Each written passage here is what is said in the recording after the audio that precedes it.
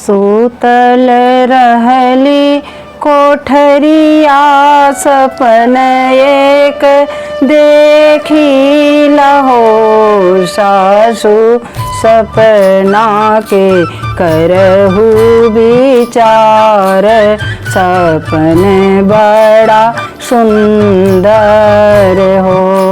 सासु सपना के करहु विचार सपन बड़ा सुंदर हो गौआ त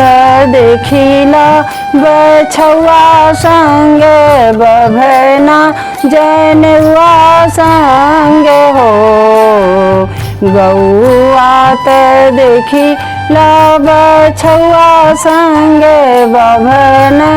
जनुआ संग हो सासु कल साजे देखिला दियना संग अमवा घवद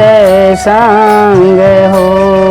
सासु कल साजे देखिला दियना संग अमवा घवद संग हो सासु कल साजे देखिला दियना संग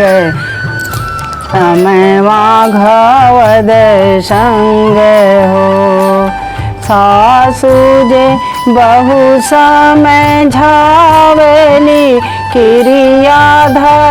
धरावेली हो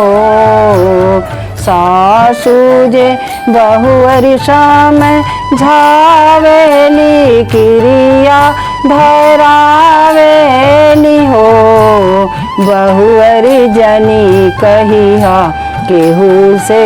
सपनवा सपन बड़ा सुंदर हो।